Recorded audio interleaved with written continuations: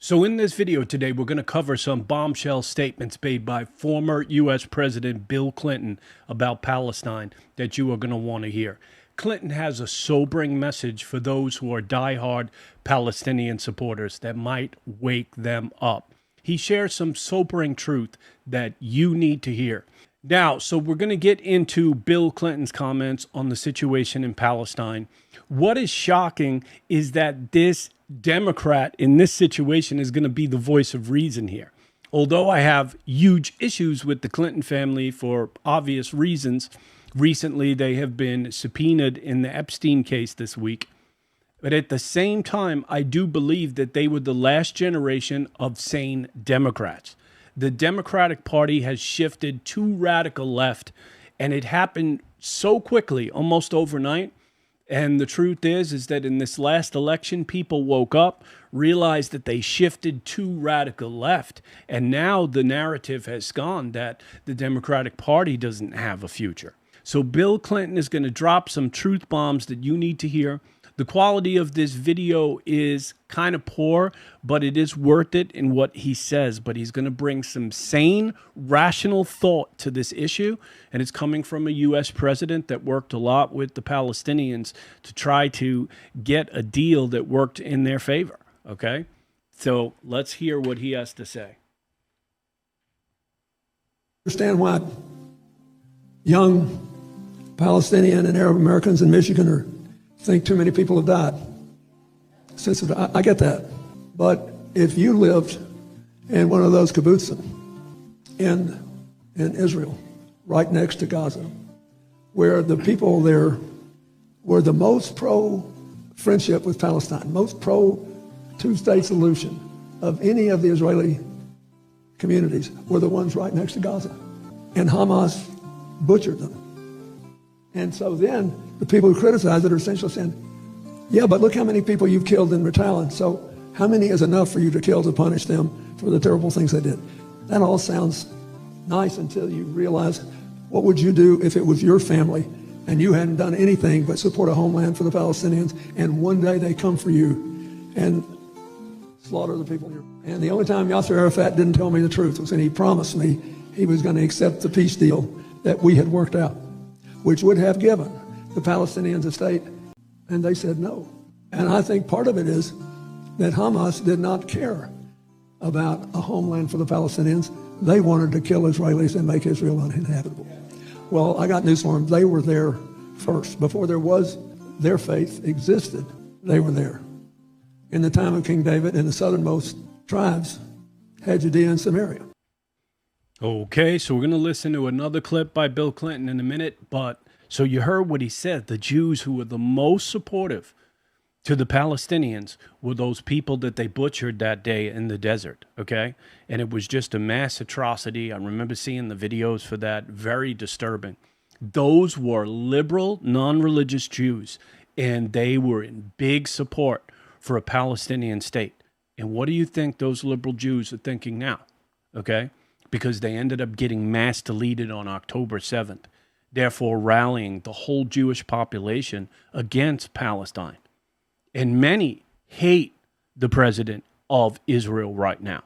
A lot of people do not like him in Israel, but they ended up supporting with him in the war efforts. Then Clinton drops another major bombshell. And anybody who knows history knows this. Israel was in the land first. And not only were they in the land first, but they had a well-established government which controlled all the various areas around it. This established government was able to take care of people, and people are still talking about King David's kingdom to this day, how he's considered to be one of the best leaders in world history. And it is important to note that Palestine has never had a functioning government that was able to take care of the people. So it's important to realize that the Jewish people were in that region first, and not only that, but they had a well-established government. Now we're going to get into another Bill Clinton clip, and he dropped some more bombs that he presented a plan that would have given the Palestinians their own state. And it was a very generous offer, but they rejected the offer. So this whole situation on October 7th could have been avoided and stuff. So Bill Clinton is going to let you know how he offered them a statehood. Let's get into it. I think what's happened there in the last 25 years is one of the great tragedies of the 21st century. And when I tell the young people, for example, who are understandably in America, or let's say they're super sympathetic with the Palestinians, well, they've been killed, a lot of those Palestinians have, and all they know is that a lot more Palestinians have been killed than Israelis.